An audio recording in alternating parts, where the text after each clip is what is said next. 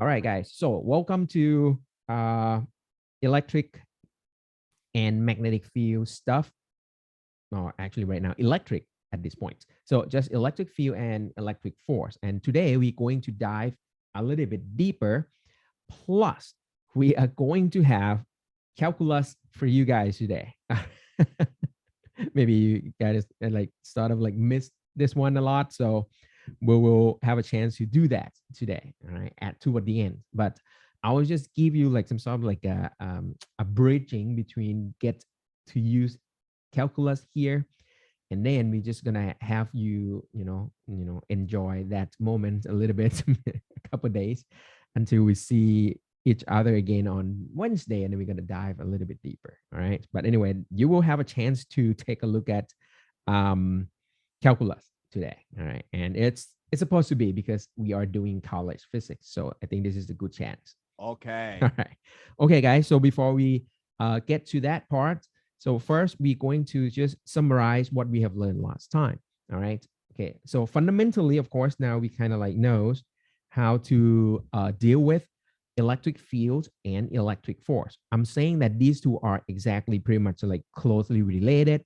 So once you figure out the electric field, place a charge there. Once the charge is already located at the location of the field, that charge will experience the force, and simply calculate it by using this direct equation. It's just charge times the field. You get the force. That's it. All right. So the conclusion that we got last time was just saying that anytime that you found out what the electric field at the location of the charge is, you will be able to calculate force right away. That's it. All right. And one big analogy that we did last time was just think of the mg, the weight of a mass under gravitational field. You get the same kind of equation there. Cool. All right. So extend on that one, we did a little bit of like a vector summation of all the multiple electric fields. And then all you need to do is just combine them using the vector summation. And then you will be able to figure out the net electric field at a point. Okay. When you have a lot of electric fields vector to combine. And that lead you to this. So in general, the electric field doesn't have to come in a straight line. It could be a curve because you can have like a crazy arrangement of electronic charges and all this stuff. So that means electric field can, go crazy, just like what you saw as an example last time here. See, it could be curved, but one thing that we know is electric field will coming out from positive charge particle and will converge towards the negatively charged particle. Cool. All right. So that one we know, but the field itself could have a form of a curve. So that means if you are standing at a point, the electric field at that point will point in the tangent direction. So it means it's going to be tangential to the electric field lines. Does that make sense? So that means, for example, if you are located at point P, electric field at that point will be tangential to that curve. If you are sitting at point R, the electric field will be tangential to that curve all the time. It goes like this everywhere.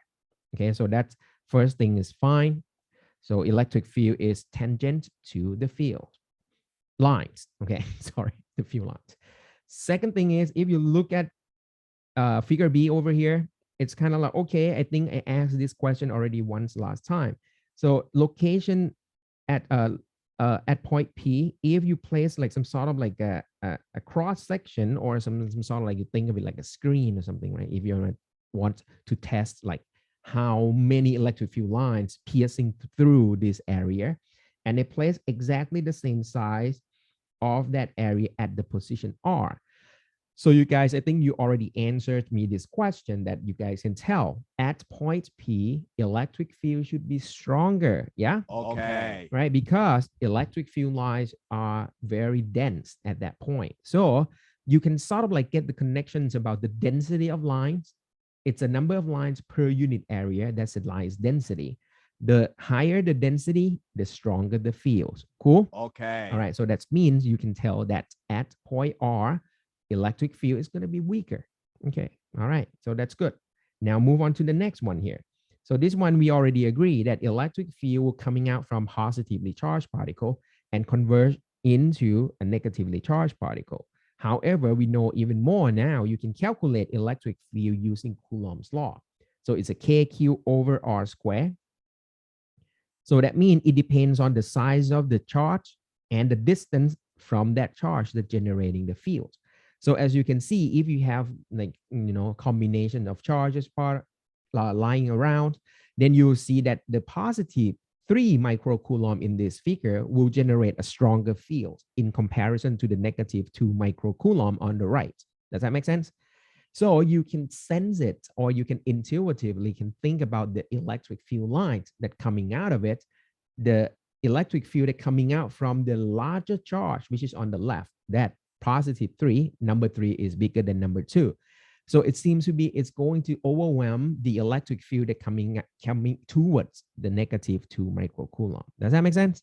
All right, so you can feel that, toward your right side, electric field seems to be like, denser, or I mean, there's more number of lines in comparison to what your right side of the figure.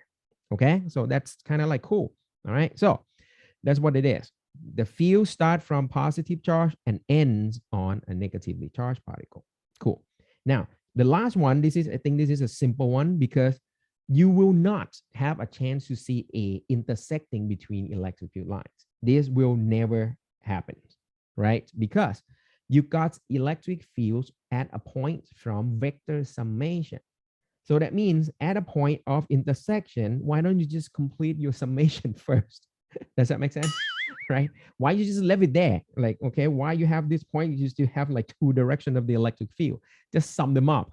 And then you're going to get like a one direction, like a single direction of an electric field at a point. So it is impossible for you to have any intersecting electric field lines. So are these conclusions, like these 4 properties of electric fields, seems to be sort of like agreeable?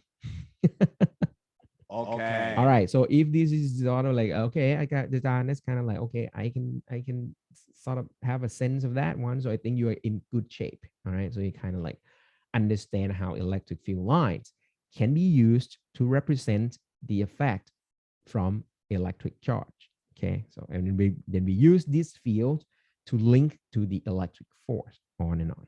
Okay. Any questions so far? No. Okay, good. I just answered them myself. All right, guys. So the next thing that we can move on, just to be able to emphasize on the relationship between the force and the field. All right, I cannot emphasize enough of this equation. I'm just keep saying that it's so straightforward that, yeah, don't be afraid of using this equation. Whenever you have a field and you have a charge in there, there will be a force there all the time. So to be able to emphasize this one, take a look at this scenario here. All right, and imagine along with me. What happens if you have a positively charged, like some sort of like distributed uniformly underneath in the bottom part of this configuration here, and then you have a negatively charged particle uniformly distributed toward the top of this one. Okay.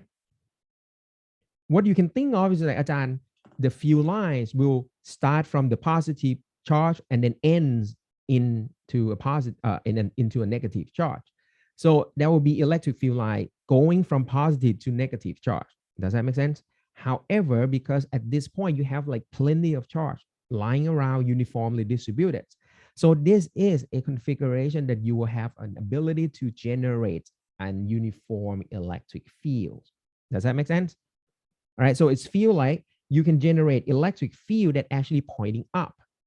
Even though, okay, everyone will probably think, well, Ajahn, wait, it's not going to be that smooth, because if you look at toward the end of this one, things would just start to bulge, right? It's just like, there's no way that you're going to get like a super uniform electric field. But let's don't care about the end effect at this point. Okay, just forget about that, the age of the whole scenario over here. So we can just get rid of those at the moment and just concentrate on just the portion that the electric field is quite uniform. So I think this is a very good approximation here.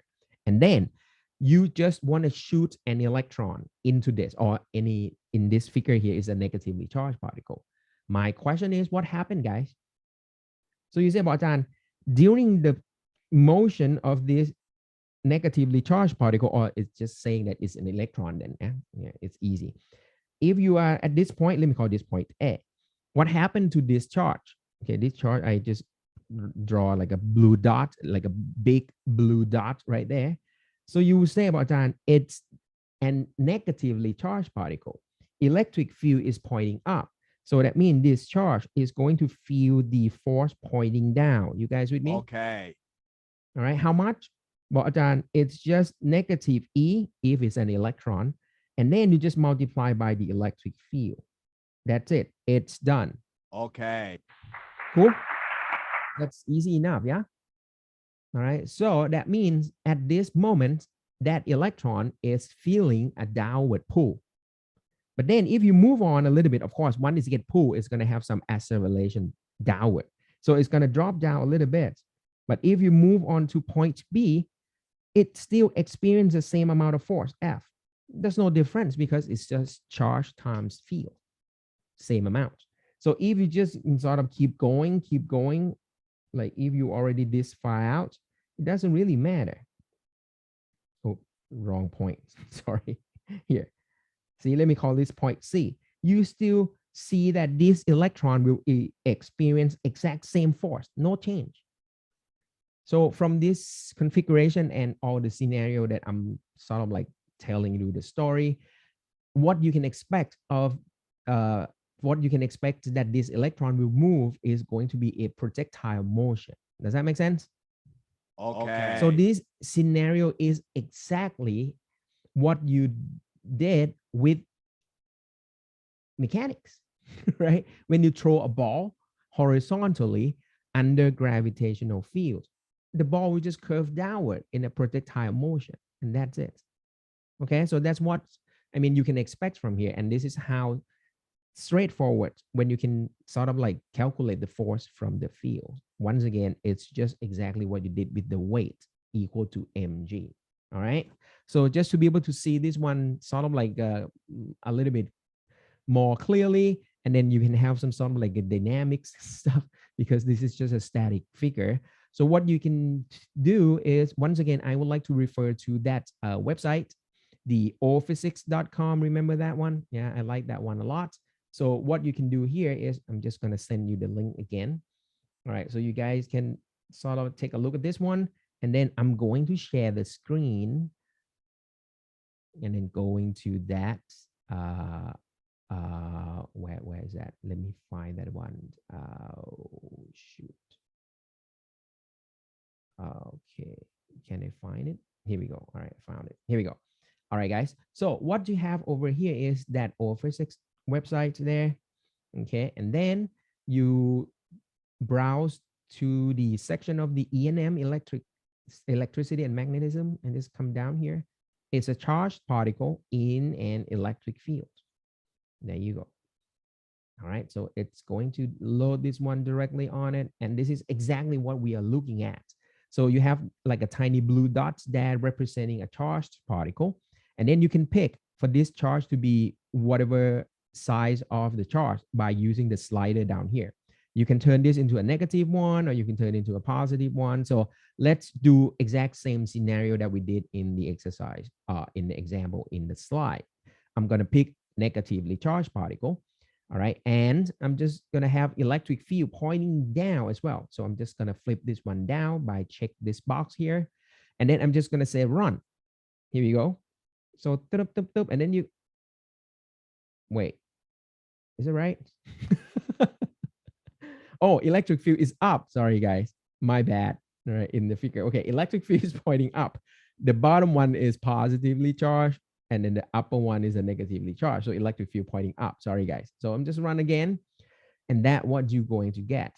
You're going to get a projectile motion. Cool. All right. And once again, if you reduce the amount of charge on there, what can you expect, guys? So if you reduce the charge, so the electrons, or this charged particle, sorry, it's not electron anymore. This charged particle will experience less force because the amount of charge is smaller. Does that make sense? So what you can expect from here is you're going to get a projectile motion as well, but it's going to go further away because now you are electric pool, the electric force pool, it's kind of like smaller. Does that make sense? Okay, cool. Or if I just gonna go crazy, I'm gonna set this one to 0. So what happened if you just set in like a neutral particle? There's nothing there at all. What you can expect is you're not gonna experience anything. That particle will just go straight out without any deflection because it doesn't feel any electric pull or electric repulsion. Okay, and then of course now you can move toward a positive charge particle, and you can play around with the mass. You can lower the mass down and everything, and then of course you can expect that the projectile motion will just now go upward. And then if you increase the mass, so it would take sort of like more, it would take more time for this one to get deflected. So when you increase the mass, it will just go further and further. All right. So if I just like go, all right, let's go like 4.8, then and shoot it with the initial velocity exactly the same, it's going to go further away. But if you really want to go super far, all you can do is just increase the initial speed, and then you can just run it. Okay, cool. All right. So I hope you have fun playing with this simulation, and then it will just give you an idea that you can play around with the direction of the field. You can also adjust the plate, okay, to change the electric field in between, on and on. So I think next week we'll have a chance to look at this configuration even further, because it turns out this configuration here is just a configuration that will give you an electric device that you use a lot, okay? And that will come later, what type of electric device that you have to deal with that will generate, so like that generate this kind of electric field in between, okay? All right, it's like spoiler alert, it's like capacitor, something like that. Okay, all right, guys, so I think that's something that you can play around and sort of give you a better feeling of what is going on dynamically, okay? So I hope that helps. All right, now come back to our slide here. So what we can do next is, all right, so I'm not going to ask you to calculate this kind of thing. I think it's kind of like boring a little bit, because I mean, I think I might have one exercise or maybe even none at all. You can do everything just like what you did in projectile motion problems, okay? So I'm not going to ask you again, like, okay, how far this one go, or how long does it take for this one to drop down to the bottom plate, on and on. So don't worry about this kind of problems. What I am more interested in is this, all right? Still come back to the Coulomb's law. So this is like a official part that I'm going to introduce the Coulomb's law, guys. Okay. However, as I said, we already got the concepts of the field done. So understanding the Coulomb's law now is going to be simple. So let's sort of like, let me summarize for you guys one more time. So here, if you have Q1 waiting here, and then you have another charge, let me use different color here, Q2 waiting there, okay?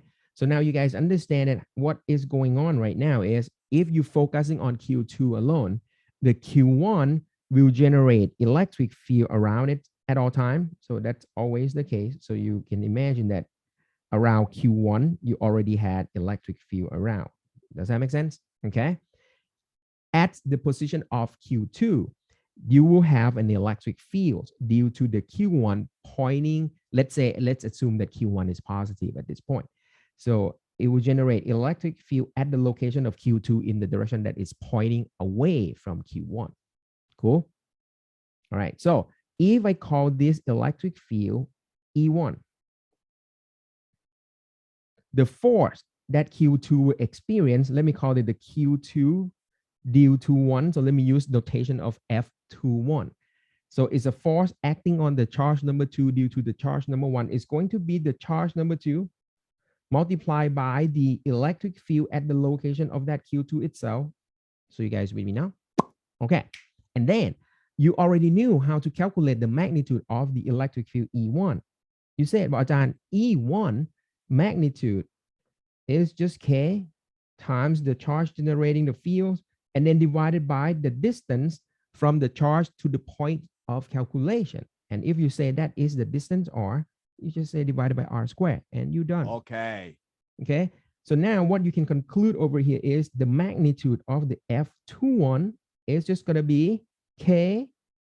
There is Q2 here and there's Q1 there. So it's going to be Q1, Q2 over R squared. And that's it, guys. You are done. Okay.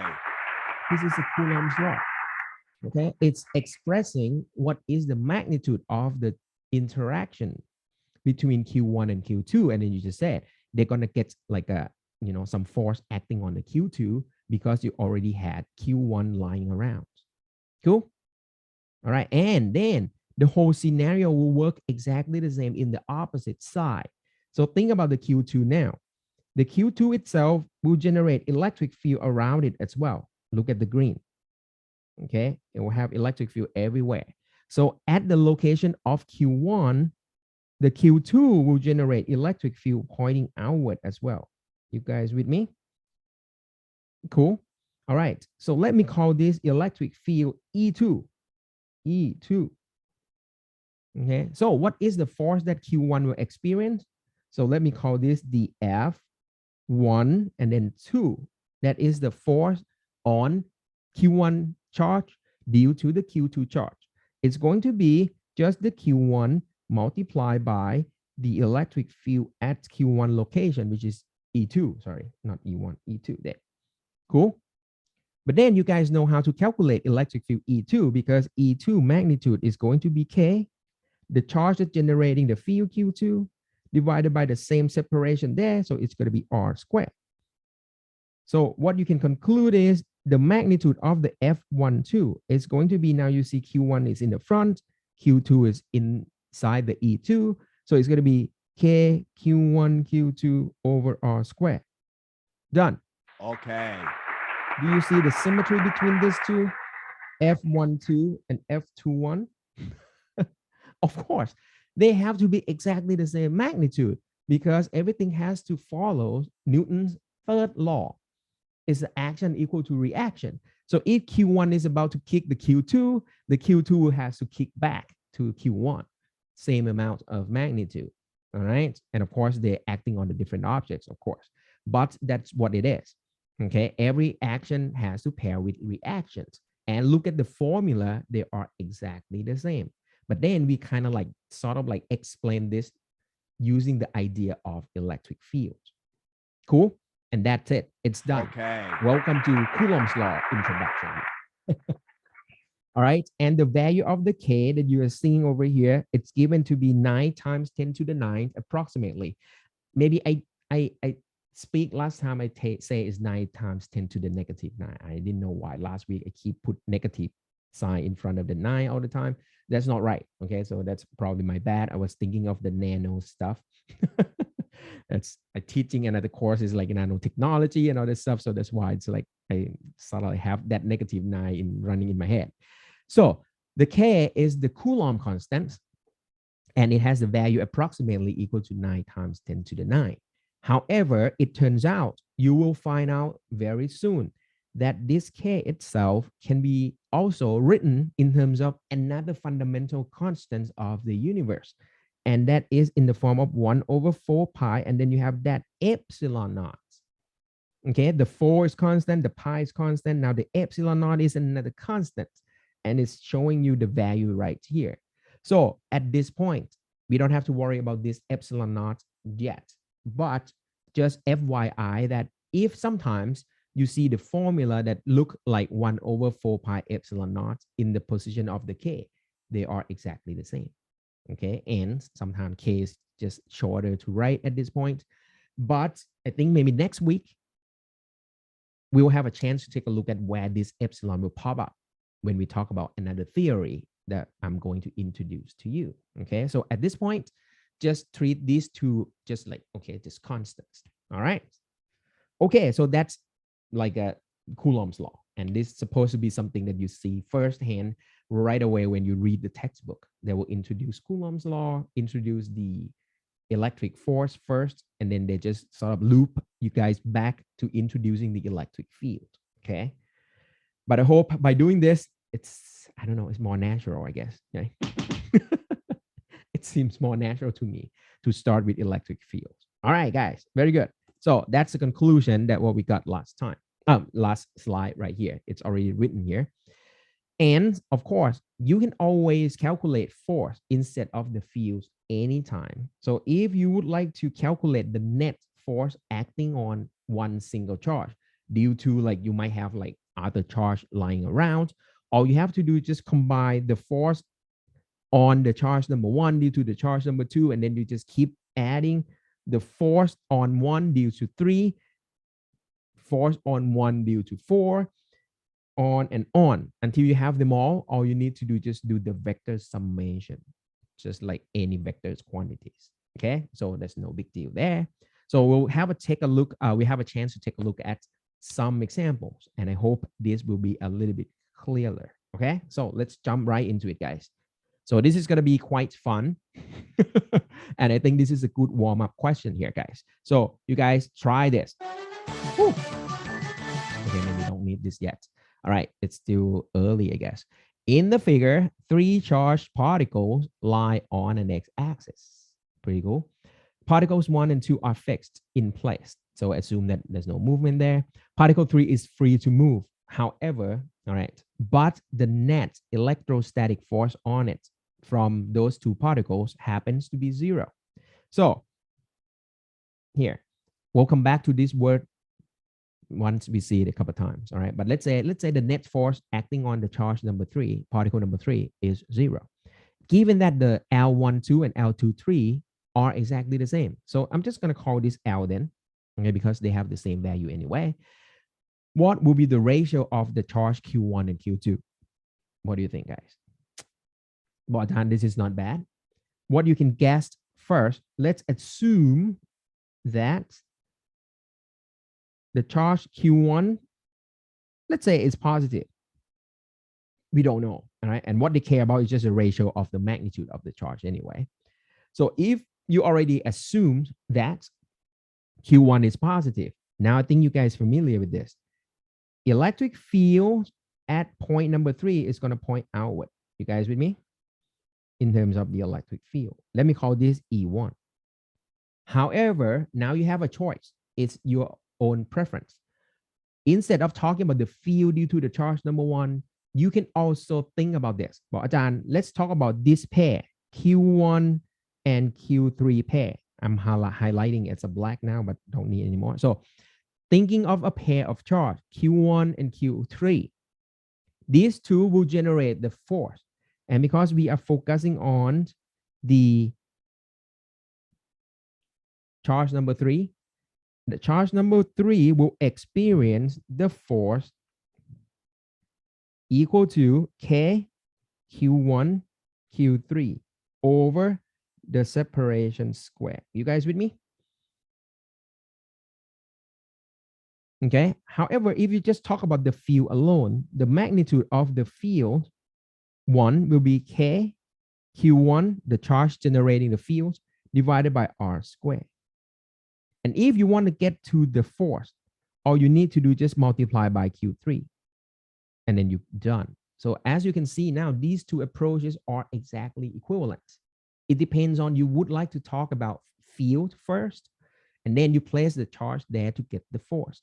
Or you can just pick a pair of charges, right? Because Coulomb's law always work on a pair of charges.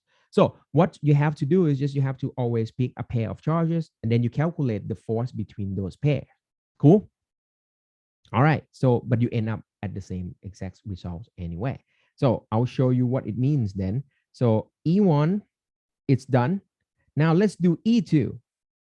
So I'm going to highlight Q2 charge to be blue.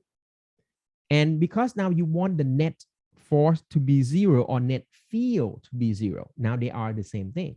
When you don't have any force on it, it means there's no field on it as well.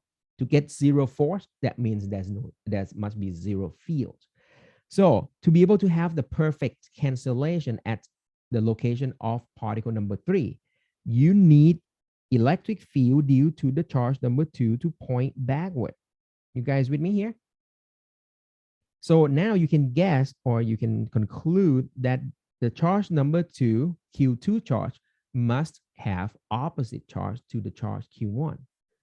But it doesn't really matter. You want to put Q1 to a negative charge, then Q2 will be positive. But as long as they are opposites in charge, you will be able to get the perfect cancellation of the field or the force. Cool? All right. Now, with that in mind, you can calculate electric field. If you like, I can call this E2 vector. Now, the magnitude of the E2 vector is just going to be K Q2 over L squared. Oh, I think I made a mistake here. Sorry, guys.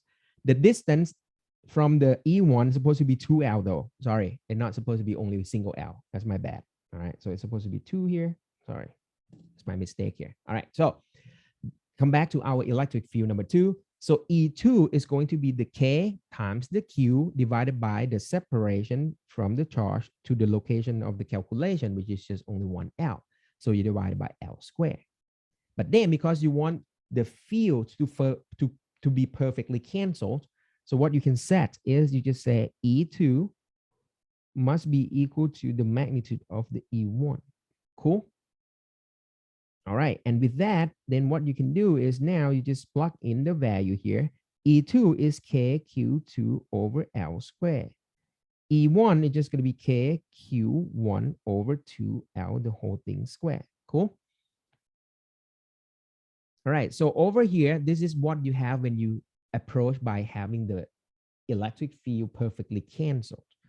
Now, imagine that if you don't want to deal with the field, you want to deal with the force. It's exactly the same as I multiply this equation through by Q3.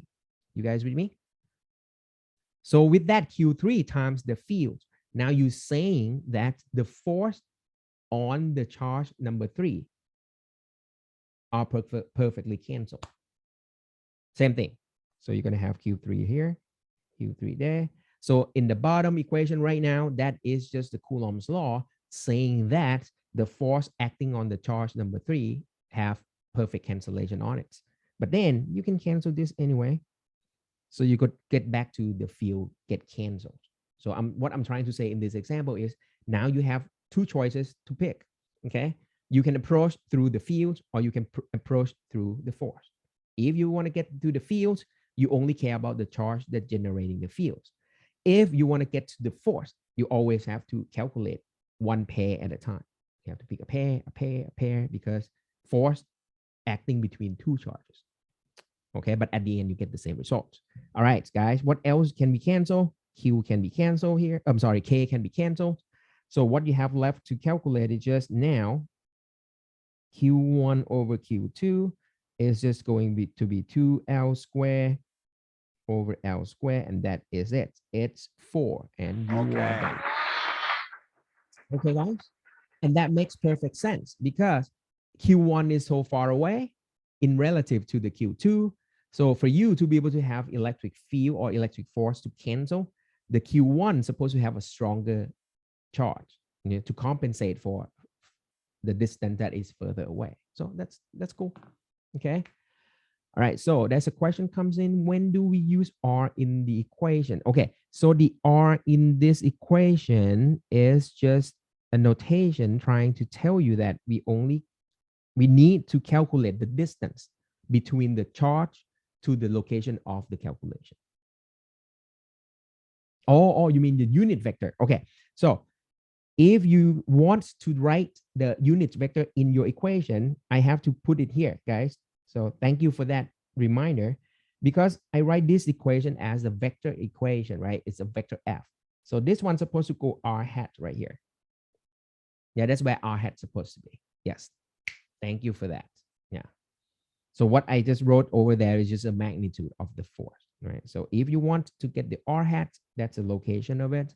But once you get down to the drawing the vector diagram and everything, so it's kind of done, because over here, you can see that the R hat is just a radial direction over here. So, yeah. I don't know, writing down like this, does that make sense?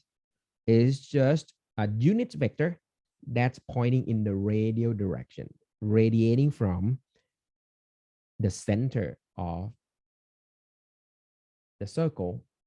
And that center is where the Q1 is located, if you would like to talk about the electric field due to the Q1.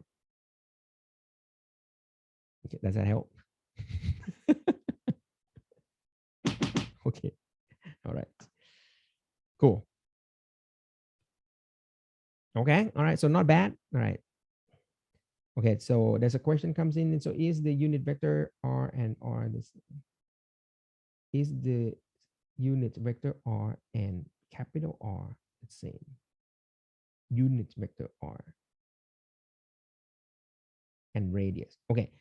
Units vector is just a vector that give you the direction, and the vector itself has a size 1.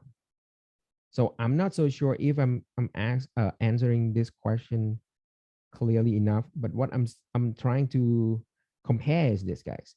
So if you're confused about the R hat and the radius of a circle, imagine the XY axis here. When you talk about the I hats, see, the I hat is not exactly equal to the X value on that axis. Does that make sense? Okay, so it's going to be the same thing as Y R hat is not going to be exactly the same as the radius of any circle or anything. R hat is just going to be a unit vector pointing in the radial direction. The magnitude is fixed to be 1. Just like I hat, it's just saying that it's pointing along the positive X direction, and the magnitude is always 1. It has nothing to do with the variable X. Okay, would that help? Okay, the radius has the magnitude of the radius. I mean, the size of the radius of the circle, but the R hat can point in any direction in the radial direction, and the size is always 1. Cool. All right, guys, very good. I hope this answer your question okay enough. Maybe. Yeah, yeah. So, okay. All right. Quiet means good. All right, guys. Try, guys. Next one. Okay, you guys, go ahead. Woo. All right. Try this. 3-point charges are arranged as shown. Find the vector force on the 5 nanocoulomb charge. Try this. Okay, so now you have 2 approaches that you can pick from. You can start by looking at the electric field, or you can just jump right into the calculation of the force. Doesn't matter. Okay, you will end up with the same results. Okay, so which one would you want to try? So just to show you how it's done using the Coulomb's law in terms of the force between a pair of charges. So what I'm going to show you for this example is just to use that KQ1, Q2 over R squared, the Coulomb's law, original form of it. So let's try that one. So I'm going to call this charge blue one here, charge number 1. Is that okay? All right. I'm going to call this charge there. Just let me highlight the red one, the charge number 2. Cool. All right. So I'm going to calculate, because now they care about what is going on with the charge 5 nanocoulomb, which is the charge number 2. So I am going to just take a look at that. So I'm going to consider the first pair, number 1 and number 2. Okay, because number 1 charge is negative, number 2 charge is positive. So that positive 5 nanocoulomb charge, the charge number 2, will experience the force pointing down because it's an attractive force. Does that make sense, guys? Okay, so the blue charge is pulling that red charge towards it because it's an attractive force. Cool. Let me call this charge, this force F, to be F21. Okay, it's a force acting on the charge number 2 due to the charge number 1. But then, because I already figured out the directions, it's pointing down. I can calculate the magnitude of this one. All right, so I don't put any arrowheads on top. It's just going to be Coulomb's law, okay? That pair of charges here is a Q1, Q2, Q1, Q2, over the separation, which is 0.1 meter. And then you put square in it. And that's it, guys. You're done. Okay. That is the charge between 1 and 2 that is interacting with each other, and it's exerting the force between each other. Okay. All right. And now, I mean, you can put in the value if you like. Okay, but personally, I don't do that. I'm just gonna leave it here at this point. All right, but just for clarity, what you have to put in there is just gonna be K. Okay, we can substitute K at the end. Q1 is going to be what? 3 nano. Nano is 10 to the negative 9 Coulomb. And then you follow by the Q2 is 5 nano, 5, 10 to negative 9. Here we go. Okay, and then divided by the separation square. So let me omit the units a little bit here, save some space there. Already? Oh, actually, I just have plenty of space here. It's just my bad. Yeah, it's just that you have space. Why don't you just, write it nicely here? My bad. Here we go. There you go. All right, cool. So that's the first force between the 1-2 pair. Now move on to the next one. Let me highlight this one black. Okay, let me name this charge number 3. Okay, so now we are looking at the pair between the red and the black. It's a number 2 and number 3 because they are positively charged. So pay attention to the charge number 2. Charge number 2 will experience the repulsive force. So it's going to point backward here. You guys with me? Okay, I can name this charge to be F23. The force acting on the charge number 2 due to the charge number 3, F23. What is the magnitude of the F23? It's going to be K. That pair of charge is going to be Q2, Q3. Divide the separation between the two, which is 0.3 meter. And you just square that. Nice. Okay, so with that, just to confirm, Q2 is just 5 nanocoulombs. Q3 is 6 nanocoulomb. Nano is 10 to the negative 9. And then divided by the separation square. And that's almost done. Cool. The final result that you're going to get from these two vectors is, of course, it's going to be the vector summation of the two. So you know that the end result, you're going to get the sigma F is going to be the vector sum between F21 and F23. Okay, and if you want to find the magnitude, then you just use the Pythagorean theorem if you like. So it's going to be F21 square plus F23 square under square root, and then you can find the magnitude. If you want the directions, you can do the 10 theta or whatever if you like. However, they said, hey, give us the vector force. And because you look at the red component, it's pointing down. The black component is already pointing horizontally. So you can recall that we can use the vector notation to summarize what is the net force on it. So what you can do is this. Let me put it in black here. Sigma F vector can be written like this. Here, the F23 is already pointing in the negative x direction. So what I can say is going to be F23. That's a magnitude. And then it's a negative I hat. You guys with me? Yeah, it's just a force component pointing along the negative x direction. Plus, now the F21 is pointing down. So I put the magnitude there as a F21, and then I just say it's negative j direction. Oh, my j looked really bad. Sorry. There you go. And that's it, guys. Okay. You done right away. Okay, that is the vector force on it. Okay, and now you can imagine that you can do the exact same approach.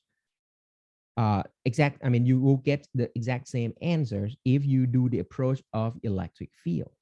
Okay, so instead of talking about a pair of charge and then you calculate the force between those pairs, you can just forget about that charge number 2 at the moment and calculate the electric field at the location of the charge number 2 first. So that means if you approach through that electric field, you can see that you have a common factor of Q2 in there. Yeah. So if you talk about the field first, that Q2 will come out toward the end. So what I'm saying is this.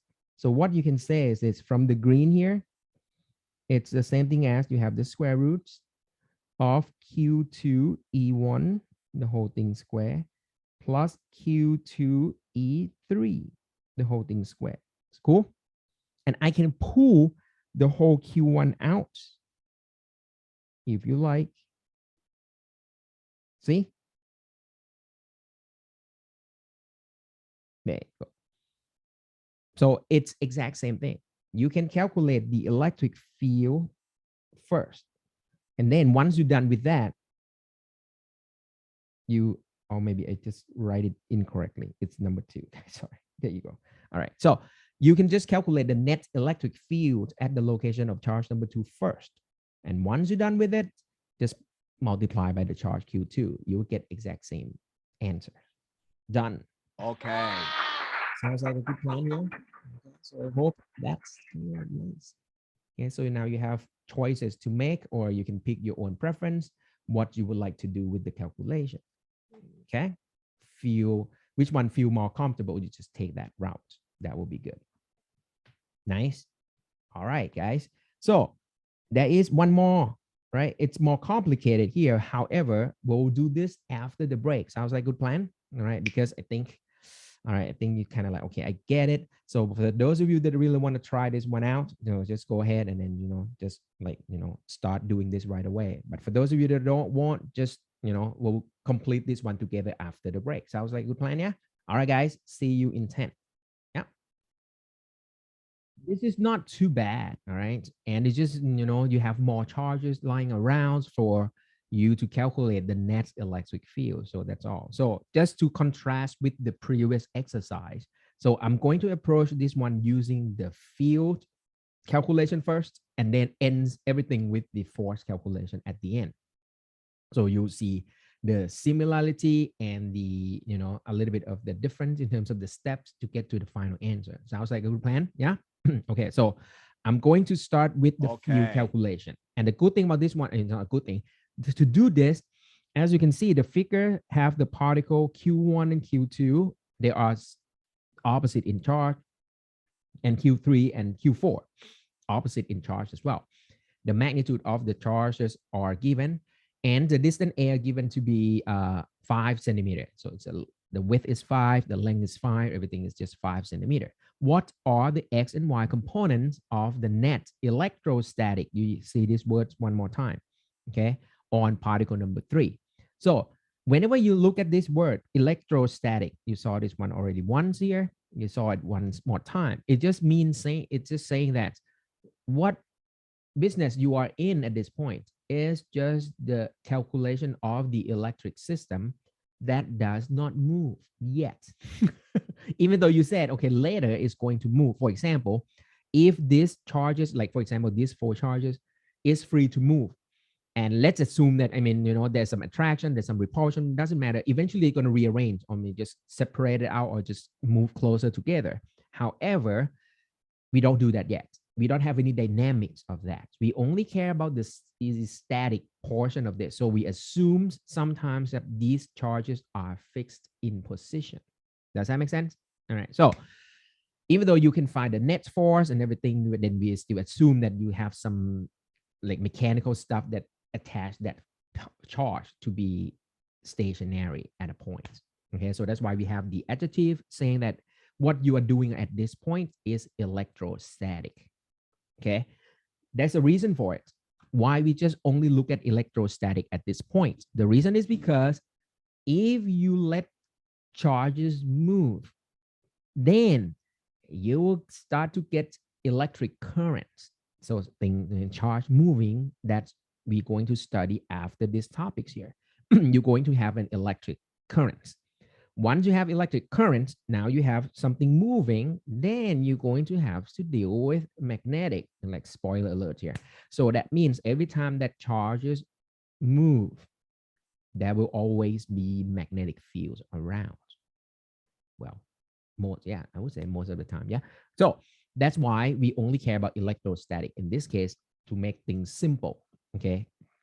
And then we're going to build on top of this, make things a little bit more complicated over time. Look at the currents, the electric charge flowing. And once you have that, then we can talk about magnetic field later. Okay, so come back to our problems here. You would like to find the net force on particle number 3. However, at this point, I would like to try using the fields calculation first. So that means the first step, you can just forget about that charge at location number 3. You guys with me? Okay, so you need to just find out what is the net field at the location of charge number 3. Okay, so let's start with that. Charge number 1, that's the red one. Let me write it as it's positive 100 nanocoulomb. So let me put 100 nanocoulomb positive there. So at the location of charge number 3, you will get an electric field pointing away from it. All right, you guys, I think you sort of start to be able to imagine this yourself now. So there are electric field everywhere around this charge. So only care about what is going on at the location number 3. So what you have there is just going to be the electric field pointing away or pointing out in the radial directions outward down here. Cool. All right. And I'm going to call this E3. Okay, pointing down. And we know how to calculate the magnitude of this one. It's just going to be K times the charge Q, or let me call E1. Sorry, guys. my bad. It's not E3, it's E1. There. Okay, so E1 is just going to be K Q1 over the separation square, which is going to be A square at this point. Cool. This is good. All right. Just for clarity, I'm just going to put 100 nanocoulomb divided by A given to be 5 centimeter. I turn it into meter and put the square terms there. Done. Okay. Okay. Now move on to the charge number 2. Let me put the green color on it.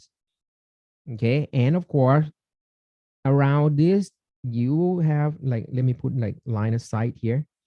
However, because the Q2 charge, the green one is negative right there. So what you have over here to deal with is you are dealing with negative 100 nanocoulomb charge. So you will get the electric field pointing towards it. So it's going to go like this. Does that make sense? So electric field at the location number 3 will point towards the source that's generating the field, but the source right now is negatively charged. So that means it's going to point towards that. What is that? No problem. Let me name this E2 vector. And the magnitude of this one, you can calculate it, is the K, the charge generating the field, divided by the separation. And now the separation or the distance is going to be this hypotenuse over here. And you can figure this out. It's going to be A root 2. All right. So you put A root 2, the whole thing square right here. And I can just give you a quick substitution over there. Once again, just to confirm, if you would like to calculate the magnitude of this one, you don't need to put the negative sign here anymore because you only care about the magnitude of the electric field. So divided by 2A square. All right. So root 2 square, I get number 2 down here. So that's done for the E2. Now you move on to the charge number 4. Let me put it a blue color there. Now the charge number 4, once again, you're dealing with a negatively charged particle. So let me put negative 200 nanocoulomb here. Okay. Around any negatively charged. Okay, let me draw some sort of like a radial direction there. But because Q4 is negative charge, so electric field generated from it at location number 3 will point towards it. Cool. All right. And let me name this E4. And magnitude of the E4 can be calculated K Q4 over, now this distance is going to be A square. No problem. Okay. So far so good. Substitute a little bit. No, that's wrong. There's nothing bad going on here. All right, here we go. 200 nanocoulomb over the separation is going to be 0.05 meter square. See, So no problem. You can figure out electric fields from these three charged particles, no problem. Now, at the end, you can figure out the net electric field by doing the vector summation of these three. All right. But because this problem, they already ask you just like, okay, I want to figure out what is going on along the X, what is going on along the Y. So you don't have to really put everything in terms of the vector notation. All you need to do is just break any vector that doesn't really pointing along the X or Y directions into the X and Y direction, and you are done. So the only thing that doesn't do that is the E2. You see that? Because E1 is already pointing down, is along the Y direction, is good. E4 is already pointing in the positive X direction, so it's also good. So there's only thing left for you to do is just that E2 over here. There's still point at 45-degree angle. So what you can do is you just break this into two components. The one along the X-axis, that's E2. I can just say cosine 45 is root 2 over 2. Why not? Just put it there. And that's a vertical component of this one is going to be E2 root 2 over 2. Cool? No problem. And now you can summarize everything in terms of what is going on along the X component. So I can say net electric field along the X direction. You can see that, but Ajahn, there is that E4. E4 is already point along the X. And you have E2 root 2 over 2 also point along the positive X direction. So the net electric field along the X is going to be that E2 root 2 over 2, yeah, plus E4. That's good. That's done. Okay. Okay. And then the net electric field along the Y, you can see that now, oh, Ajahn, E2 root 2 over 2 is pointing up. And there's an E1 pointing down. So your net electric field along the Y is going to be E2 root 2 over 2 minus E1. Cool. All right. And I mean, in the future, if you like, you can put this in terms of the vector format if you want. You can say, hey, Adan, I want a vector. Your net electric field vector is just going to be total electric field along the X. And then you just put I hat. Isn't that cool? Okay. And then you just say plus net electric field along the Y components, and you put the J hat into it, and you are done. Okay. All right. Now, you already completed the calculation of the electric field. Now, to get back to the force, how to do it? Just bring back that charge at location number 3. Okay, so let me put it back. So I'm just gonna, hey, put it back here, guys. That's my Q3 there.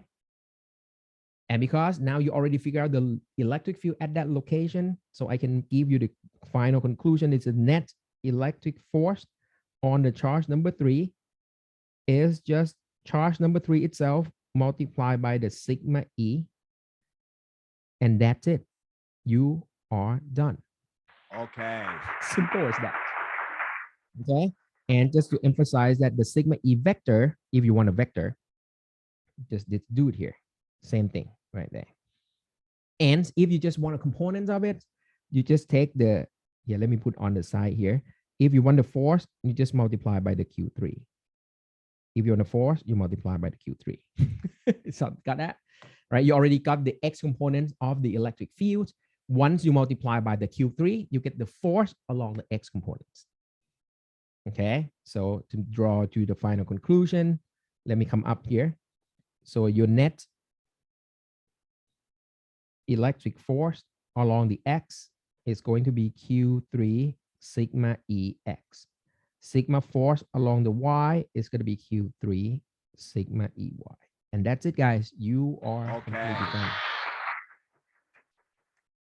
Okay, so I hope by showing you this couple of examples over here, you can see the equivalent of approaching the electric force and electric field by doing either directions or either orders. It depends on what you like. Okay, if you want to start with the field, do the field. And then if you want to get back to the force, just take the charge, multiply by the field.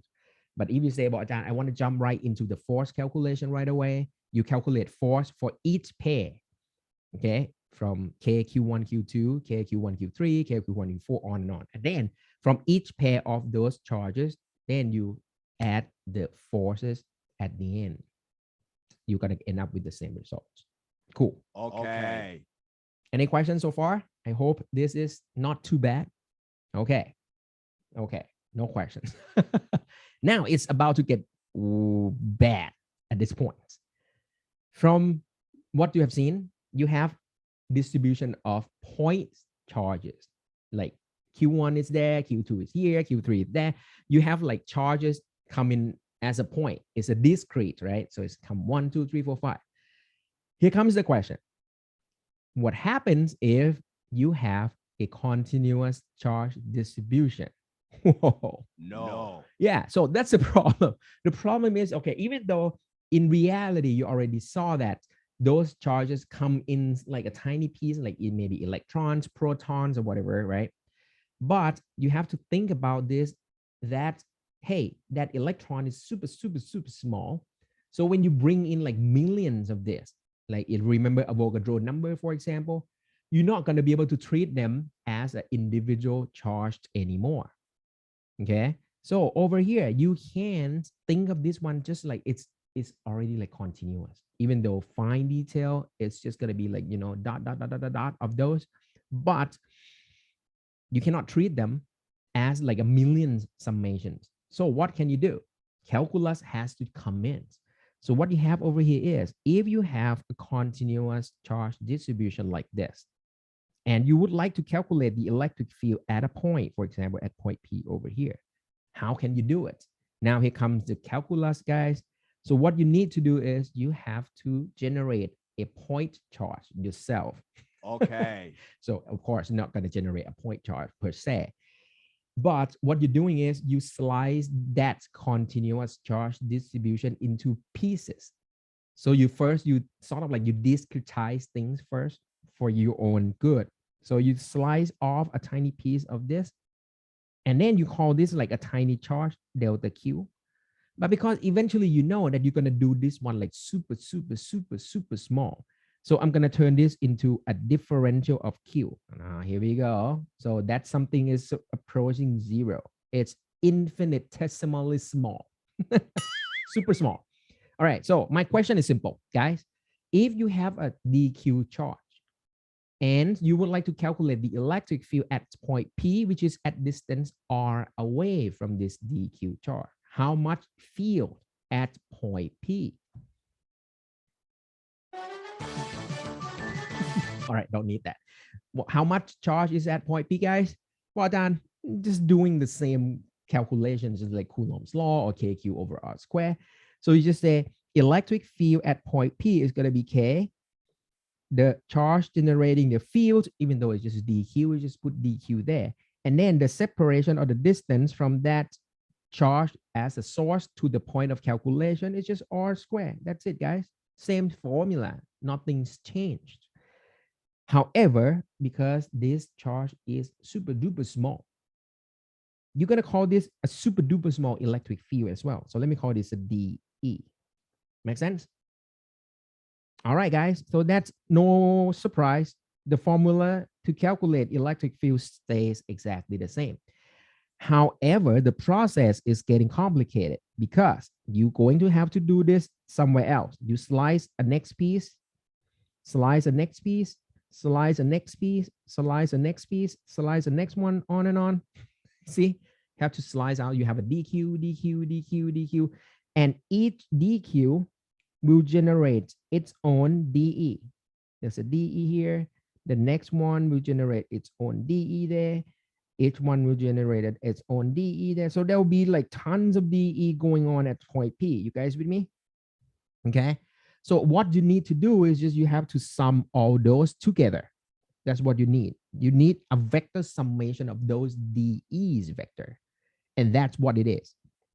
So that means the DE that you got over here is going to be vector with the R hat. Now R hat is back. But then at the end, what you want is you want to sum them all. But because your summation is going to be infinitely many terms, because each term is approaching zero. So of course, that summation turns into integral. Once you're done with that, your net vector sum of those is going to be your net electric field at point P, and you are done. Okay. Saying this is easy because it's just like a representations of what you're about to do. It's just like, okay, done. It's just a summation of all those tiny charge dq, and then you do the vector sum at the end. But in reality, how will you do it? And take a look at these problems here. All right, so this is going to be the last problem of the day, guys. Isn't that good? Okay. I don't know. It's gonna, we're gonna spend like 10 minutes on this already. All right, so I will show you with this example. All right, and this one will show you how good or how bad things is about to happen here. So you have a rod of length L with a uniform positive charge per unit length. So I'll come back to that charge per unit length. But okay, anyway, you say that, okay, I know that the total amount of charge on here is Q. The length of this rod is L.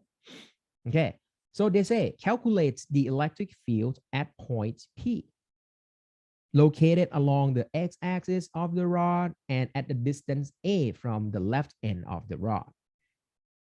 All right, now you see that now the charge or charges are distributed uniformly on the rod.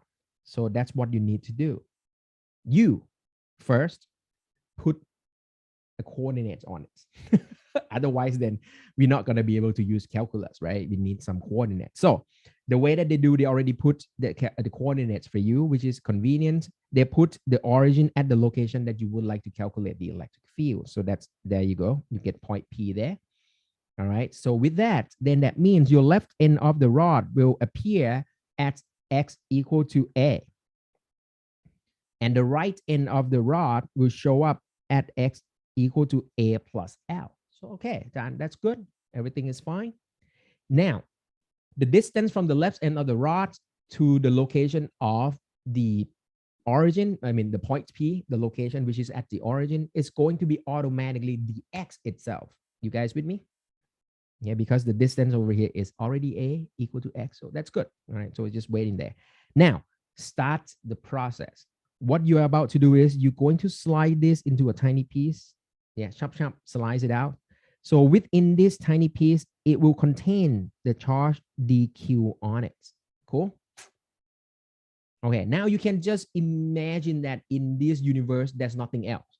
You only have this tiny piece of charge dq, and you just want to calculate electric field at point P. So you're going to end up generating a tiny amount of field due to this tiny amount of charge dq. So let's do that. So that tiny piece of electric field that you get is going to be K, the charge generating the field, divided by, now you want the distance from dq to the location, to the point P, sorry, to point P. What would be the distance? Well, Ajahn, by looking at the coordinates that you set, X is good. See? Because when you slice that dq, bam, that position of that slice is already located at X. So X is already your variable on the X-axis. So I can use that X to be the distance as well. So I'm just going to put that there, X squared. Cool. And by setting up like this, now you start to see the benefit of having X on this axis, because you're going to have to slice this from the left end to the right end of the rod. So that's mean you're going to slide, chop, you're going to get another dq. That dq will generate one de. You slide next one, chop, you get another dq. That dq will generate the electric field de, chop, and then you keep doing chop, slide another dq, you do another de, you keep the slide. You just keep doing it. You slice chop all the way to the right end of the rod. And each individual dq will generate de. There were tons of de generated at point P. But the good thing about this one is you can get all those slices by just adjusting the X. You guys with me? Because when you start from the left end of the rod, you start when X equal to A. You get the first slice, generate one de there.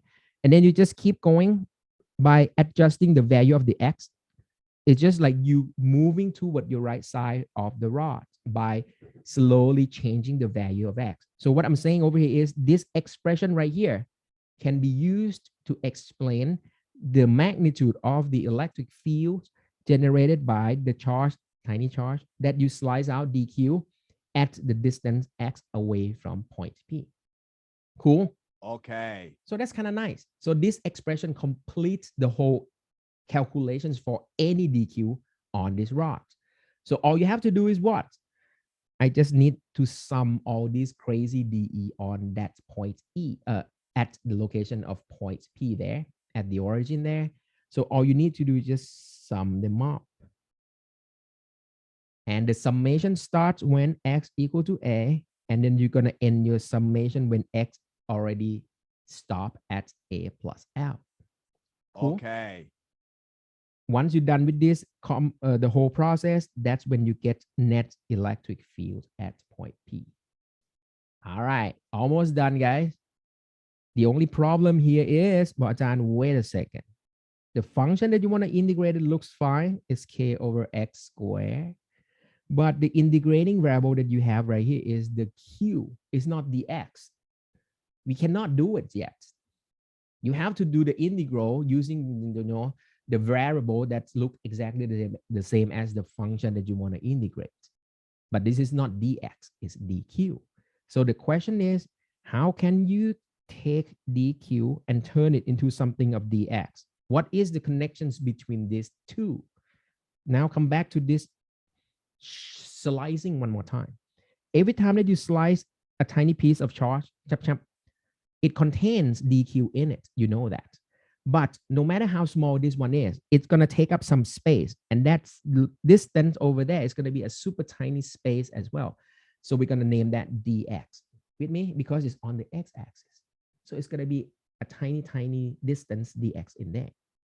But then you'd say, okay, you already knew that if you take the whole rod of length L, it will contain charge of capital Q. But if you only take a tiny piece of the rod dx, how much charge should be in there? So you say, about the ratio of the charge per unit length stays the same. So what I'm saying over here is charge per length supposed to be the same as here. Charge per length dq over dx. You guys with me? Okay. Okay. So that's where things can be sort of like, okay, summarize a little bit. Q over L is the charge per length. So I'm going to call this lambda, charge per unit length, lambda. And because this is a one-dimensional problem, I can also name this one the charge density. The reason I can use the word density with the length is because I don't have any other dimensions. Every time you talk about density, usually it means you divide it by the volume to get the density, right? But then because right now you don't have the depth, you don't have the height, you only have the length along the x-axis. So charge per length, you can name it as a charge density as well. Why not? Okay. However, you might call it like a 1D. Okay. One-dimensional charge density, okay? Or some people might say it's the linear. It's one dimension. All right, but anyway, the point is with this relationship over there that allow you to write dq as the q over L dx. See, this is how you link between the dq and the dx. Okay, or sometimes you can name it as a lambda dx if you want. That's up to you. Yeah, because right now we have like over informs.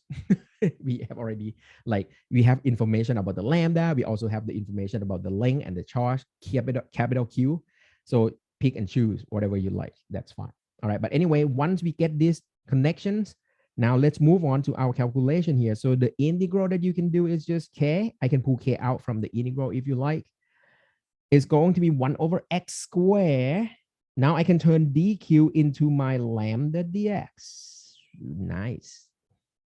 And because right now the lambda is fixed, right? It's just capital Q over L. I can also pull that lambda out to the front as well. So the only thing left for me to integrate is just 1 over x squared dx from A to A plus L. And this one, everyone knows how to do this. K, all right, I can turn lambda into Q over L. You can go back and forth, doesn't matter. But then 1 over x squared, guys, the integral of this one is, yeah, minus 1 over x from A to A plus L. Very good. Cool. So with that, Okay. you just do the upper limit and lower limit substitution and then do the subtraction. So what you get is going to be K capital Q over L because you have a negative sign there. So I'm going to do, okay, let me move a little bit here. I need some more space here. There you go. Right there. Okay, here we go. Follow my blue ink over here. So it's going to be 1 over A minus 1 over A plus L. All right, and now you can do some simple manipulation if you like. So it's going to be KQ over L, and then you have L on top, and it's A plus L. And then you can just cancel the L out. Whatever you want, but that is your final answer. Okay. Done. Not too bad. Yeah, I know it might be bad. But that will give you an idea of how can you incorporate the calculus sort of like, method and all of the thinking that everything just, can be done using calculus with this, even though it's a vector quantities, the electric field is a vector quantities. But as you can see in this problem here, I still don't have to worry about the directions of it. The only thing is, the only reason because all of the DE that you are looking over here is always point to your left. See? So that's why they're all pointing in the same direction. So all you are summing over here is just by summing all of those length of those vectors. So that's why it looks like just there's no direction to it, but it turns out you already knew that all of those DE vectors are pointing in the same direction. So that's why you just add the magnitude of the DE together to get the net electric field at point P. Whew. All right,พอได้ไหม? Yeah, sounds reasonable enough. All right, so I think it might need some time for you to, look back into this and maybe redo this problem one more time without looking at the whole process. And then you just start from scratch and then you do it yourself with the book and everything closed and try to get to the final result. All right, so if you can do that, next time we'll do a more complicated setup, like a ring of charge or maybe an arc with a charge on it. Okay, and then you will have a chance to take a look at that. If you have the DE vector that are not pointing in the same direction like this one, how can you do the integral of a vector quantity, right? And this is the part that I told you about. We are doing vector calculus here.